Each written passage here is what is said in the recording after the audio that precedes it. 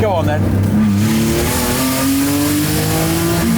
That is lovely. That's a really nice power delivery as well. Hello, welcome back to Auto Alex Cars. You join me and Mr. Richard Hammond. Hello. Right, good to see you. Very good. See what we're going to do today, we are obviously at the smallest cog with a couple of small cogs here, and my very special Phil. That is my smallest cog. Yes. Now I've seen this before, haven't I? Static. Yes. But I've never been. Am I going to experience it? You are going to experience. Right. So what we're going to do, we're going to have a quick walk around. I want to get Richard's opinion, good and bad, and then we'll go for a drive. It's supposed to be bad. So what have you done to it? You'll know what is done, but I don't. No. What have you done to this? A lot. Yes. Okay, so we'll start from the front. We've got a Jaguar V6, 3 litre AJ30 V6, which is mated, thanks to an adapter plate, to the 5-speed manual gearbox. Right. So still MX-5. The original, actual MX-5, exactly, lovely. Exactly. And that is good because it's a shame to lose that box. It's very, very robust gearbox. We've got fancy new wheels and tyres. Yep. The Mazda Soul respray. These arches as well, not standard. No. They are literally just bolted in, smoothed in, and then painted over. Yeah. Hard top. We've got Tillit bucket seats because race car. So you track day this, you race this? I track it, yeah. Last thing I did with this was take it to the Nürburgring, which went too well. big. It's too big. Yeah. It didn't go too well. So there's a few issues which we'll probably get onto in a wee while. There was an issue with your Jaguar as well. Just remembering. There was a little issue with the Jaguar, but I now have a very nice table. That's good. I know what table it is. I've got one upstairs. Yeah, you do have one upstairs, yeah. Good, okay. A few bits of carbon fibre, and then we have a lovely new exhaust pipe with a valved exhaust. So it's very noisy. So it's naughty and nice. Yes, we've also got kind of rollover bar, sidebars, bits Always a good bobs. idea to bolt on extra lightweight materials to add weight. I mean, it's carbon fibre, but it doesn't need to be there. Yes, but it looks cool. But it's extra weight. But it looks cool. Made out of a lightweight material, so you're, in the interest of not adding weight, you're adding weight. All right, okay, this isn't a Lotus, I'm just being it's an MX-5. Yes, it is an MX-5, and a classic. We've got harnesses as well, which you're going to experience very soon. Now, about 6 years ago, we all went to the pub. It was like a very important journalist get-together. There was you, May, and then, what was it, Steve Cropley and all that, and then I arrived. And then I had a quick chat with you. There's a photo of us, insert now, where you look like a foot taller, and that picture has haunted me for the whole of my life, because you were standing on a ledge with the same height, blah, blah, blah. But I said to you, oh, Richard Hammond, I've got my MX-5 outside. And you were like, okay. And then I just left because it was very cold and you didn't want to leave the pub. So now is my opportunity to be fair, I was in a show pub. you Phil. I was in a pub. Oh yeah, exactly right, exactly right. So I'm just very excited because Phil has been waiting to meet you for a very long time. It's harnesses, isn't it? It is, yeah. I'm 54 and it's I've got race to get car. in there. But it's going to be... But you're so live. It's going to be a faff. It will be a faff. But, Richard. Yes. What do you think? Do you like the aesthetic? I like the aesthetic. I love the cars anyway. I think MX-5 is a spectacular thing. I do. I like it. It looks a little bit angry, but not too flamboyantly so. And I like that Phil's really nicely. dirty as well. He looks good. It's used. He looks good. These bonnet vents as well. I may have made a little error there with it. Yeah, but you'll actually need them because the heat soaking will be immense. You will need. However, when it rains, the spark plugs get wet and then I lose the cylinder. That's happened before. Okay, that's a downside. Yeah. But that's learning. That is learning. Every day is a school day. And what you've learned is you did it wrong. I did it wrong. I learned that a lot. And then I've got the signature racing stripes as well. Lovely. But Phil is my forever car. What's your forever car? E-Type. I've had it for 15 years. Yeah. Actually, no, Mustang. I've had that for nearer 20. Okay. The Mustang. Yeah. So this is my Mustang. This is a car I'm going to keep on ploughing. No, I love it. I love it when you get that because it doesn't matter. You're not spending on it with a view to selling it. You're spending on it because you love it and you want it to be right. Exactly right.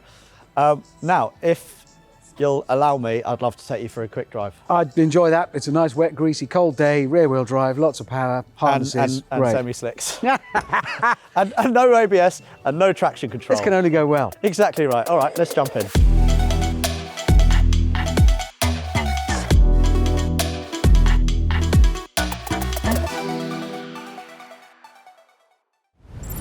Before I go for a blast with Hammond and Phil, a reminder from me that if you want to buy yourself a used car or motorbike, make sure you run a car vertical report on it first to ensure it's not being crashed, stolen or clocked. If we take this high mileage hero as an example, you can see that we've got green ticks for theft, mileage, finance and damage. That tells me that this car does not have a shady past, but it's got so many miles and I love it so much, and his name is Miles, and you're going to see him next week.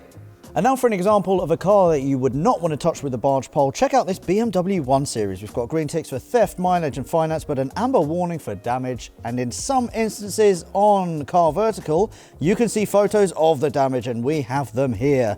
Front end looks fairly lightish, but if we carry on looking, airbag has gone off, side airbags as well. So if you were to see this car on Facebook Marketplace or wherever you like to buy your cars, it's not one for you because it's been crashed. So again, if you want to buy yourself a used car or motorbike, make sure you run a Car Vertical report on it first. What's more, to sweeten the deal, you will get 10% off using the code AUTOALEX. Right then, back to the show. Oh, I love Miles. Woo! Next week. Ready to go? Yeah. Oh, it sounds lovely. Does sound good, doesn't it? I love that sound. So that engine again, tell me, it's... So it's a 3-litre AJ30 from a Jaguar S-Type. That sounds fantastic. It's nice, isn't it? Yes. What's the sport? What are we riding on? What shocks? We have got BC Racing coilovers. Yeah, it feels supple. They are 32-way adjustable. Yeah. And I think they're on full soft. They are on full soft, but it rides very nicely. It rides lovely. What have we done to the brakes? There are none. Okay. They are EBC discs and pads, dimpled and grooved discs. Lovely. So they stop well. We've got nice racing brake fluid in there as well, so it stops very well. Well, the fluid's not going to boil today. It's definitely not going to boil. No, I think it's about 3 degrees out, isn't it? Yes. See, my mother has an MX-5. Oh, really? Which she wants to sell. How much does she want? I'll give her 1,500 quid. I'll date your Wait. I'm thinking I should do something with it. I love them. But it is a bit flaky underneath. Well, if only someone had a garage who could fix all of that. Yeah, what if I were to, what would I do? This feels immediately, I love it. Oh, really? Oh, yeah. It's got that lovely, you can tell when the car's on decent track suspension because it feels supple, because you can play with the chassis more. You can actually dial it back a bit. Yeah. What's the bushing on it? I've got some poly bushes. Okay. I think mostly up front. I got bored and I didn't do the rest. But it feels like it's controlling itself well. It feels, it does feel tight. Yeah, oh yes. You know, turning is nice and crisp. But there's a wee bit of roll there because I've got the dampers on full soft. If we were on full hard, we probably would have spun out about 100 times by now. This feels absolutely tremendous. Oh, what's it like on the tracks? Okay, so there are a few issues on track. Namely, the diff bushes are completely knackered, so the diff is just snapping about a lot. So when you really stay still, really. Yeah, when you really push it through corners, the whole car front and rear unsettles, and it is very, very unpleasant. But it's also quite short. If this thing lovely. That's all right, isn't it? That's naughty. I like absolutely screams. What rev to on that? I think just over 7. Is that rev counter in any way telling you the truth, or? Yeah, I think so. Broadly, it's high. Yeah, But Phil is currently pushing out around 260 brake horsepower and weighs about 1,200. No, it'll be maybe 1050 or so with this kind of gubbins in there. Well, that's a healthy power to weight ratio. So you like Phil? You're a fan? Yeah, no, I'm sold. I'm easily sold on a car with purpose, but that you can still use for a Sunday morning piece of hooliganery. Yeah, I've not told you how much is actually in the car yet. How much have you invested in the car? How much would you think? Like, be realistic. It could be high or as low as you like. You've got to buy the engine. We're not accounting for hours, parts only. So I'm going to say... So engine subframe, respray, diff, suspension, interior, tilt bucket seats, exhaust... Well, you could be anywhere, depending upon what you paid for engine and parts, anywhere between 10 and 30 grand. It's about 30 grand. 30 grand. About 30 grand, yeah. So yeah, you're pretty much spot on. You know your cars. No, I know where the bloody money goes, mostly. So Richard, tell me what's going on at Drive Tribe Smallest Cog at the moment, because you're busy as well. We are busy, yeah. I'm loving it because the Smallest Cog sits in the centre and plods along as a workshop, hopefully getting enough work in to pay its overheads. Drive Tribe sits to one side. We're very, very busy, working with a lot of tremendous partners. It's quite grown up. It is very grown up, yeah. I mean, I sort of look at the business. I don't do the business side. Give Ed Dave. He does all of that. It's complicated. But I'm loving it. We're really working with some great people and got some great projects on. And I get to do fun bits of filming with it, which I really enjoy. Because it's so much simpler than doing the TV stuff. Oh, isn't Because it? we just go out and do it. This is a good idea. Let's go and make that. Yeah. And then we go make a decision, film it the next day, happy and then days. it's on. I love doing that. So yeah, I'm loving that. Then there's Chimp Productions on the other side, which is the production company, which is going very well. It makes the workshop show, but we're also looking at other projects for that. And I'm really, I don't know about you, but I'm finding my passion for the subject at the heart of all of that, of Chimp, of Drive Tribe, of The Smallest Cog, of my work on television, is the cars. And it ain't going away. I'm loving it. I think as more and more of us, for a while it felt like, oh, we're all under threat, it's all going to go away. It isn't. It's changing. Yeah. But it's not going to go away because these things move us physically. Therefore, they move us emotionally. Go on then. I was a limiter cutting in there. There we go. That is lovely. That's a really nice power delivery as well. It is very linear and very comfortable. Good. No horrible turbo peakiness. It's just, oh, you want to go? All right. Nice. Exactly right. There you go. I think Richard, you give this car a big thumbs up then. I do give it. Yes, all right. You're pushing for the thumbs up, but yes, I absolutely do. I love it. I like a two-seater roadster, but I like a slightly naughty two-seater roadster. You're going to do it, aren't you? I was going to suggest it. Only when safe to do so. Only when safe to do so. Private road in Mexico. No, it's a cracking device. Would you get up early on a Sunday morning to go and get the papers in it? Yes. Hell there yes. you are then. Yeah, So that's then you've done it. Would you miss all of the shops getting to the paper shop? Yeah. You would. Yeah. And by the time you got back with the papers, eventually with the papers be scattered all over the cabin, And you'd have no fuel. and you'd regret the box of eggs you thought you might need for You'd have no fuel and 3 points. Yeah. No, but I think it is changing. It is. We're realising, yes, electric cars are coming. There will be autonomous, anonymous boxes that move people about. They will happen. But as a result of that, we're distilling out, I'll do that to go to work or school. But I really like my old VW Polo or MX-5. Yeah. And I want to celebrate it. This kind of car is exactly what we're going to see more of. More people say, because this isn't a £200,000 supercar.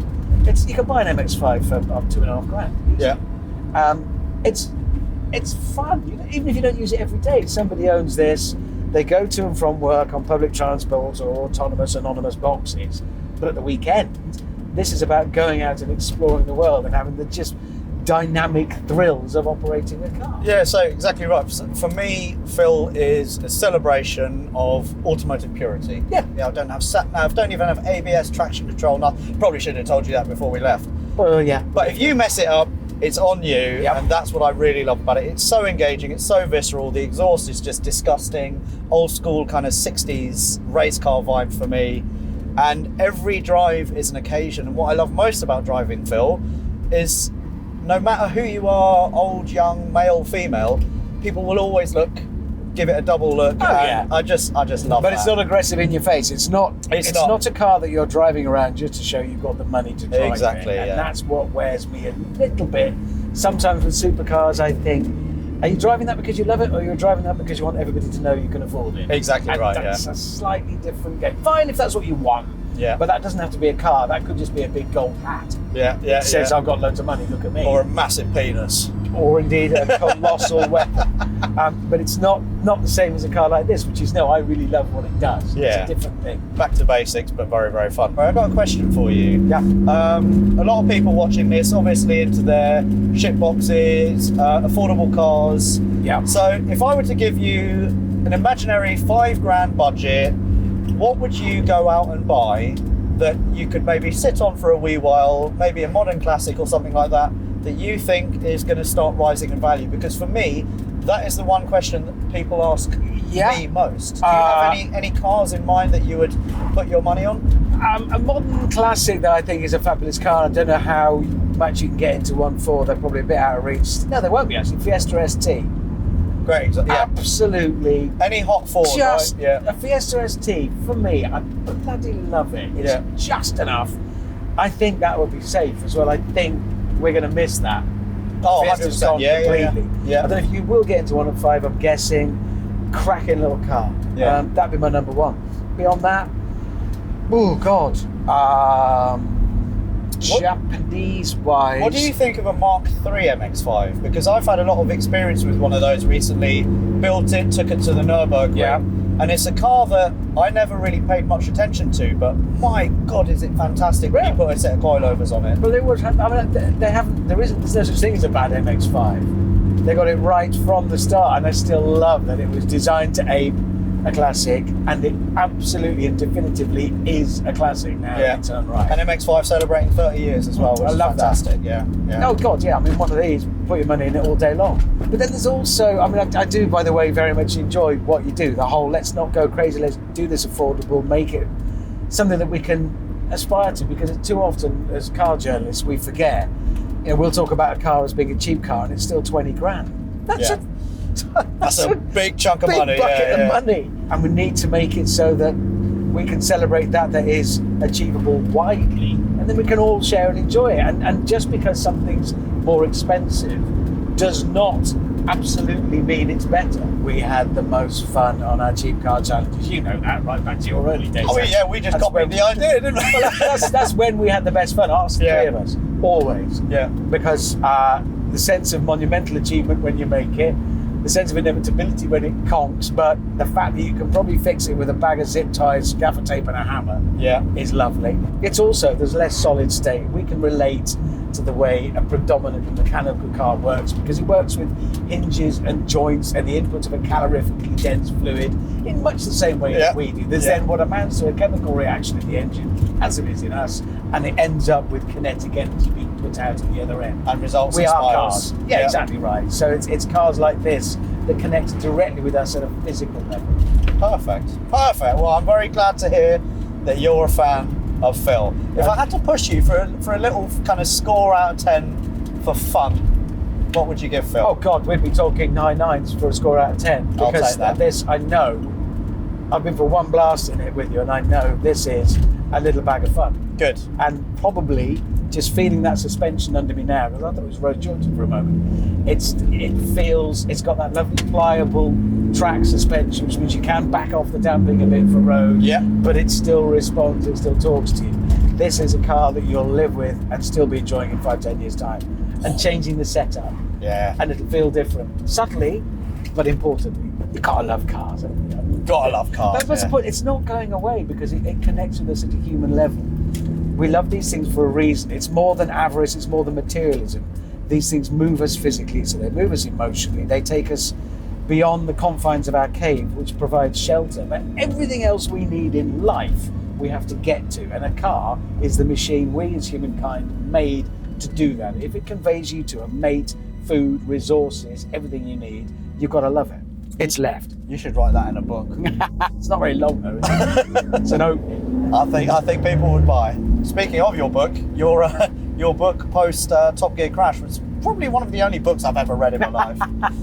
Yeah, we wanted to put it down. We said at the time, I want to make it a good thing. It was one of those, we could spend the rest of our lives resenting an accident, and it was a brain injury, which is a particularly nasty way to be injured, or we make it a good thing, and we did. And it's thanks to Mindy's positivity that we did that. Have there still been any after effects of that brain injury all these years on? Well, I don't know. I mean, we changed. I'm 54 now. I was a lot younger when it happened, so I would have changed anyway. But yeah, it changed me. Of course it did. It's a frontal lobe brain injury. They do. But it's now filed away in the experiences in my life that shaped me, whether that's marriage, birth of children, work, whatever. They make us who we are. My accident was one of those things. Thank you so Absolute much. pleasure. Yeah, It's a joy, mate. I'll see you on the circuit. Well, we'll bump into each other. You know we will. Indeed. Fantastic. It's a small world, isn't it? Yeah. Before you go, I'm Yes. going to nick that, but you can't have that. Did you see? That's mine. That's mine. Budget. Thank you. All right. Good luck, fella. You can take the man out of Birmingham, but you can't take the Birmingham out of the man, can you? Well, you can try.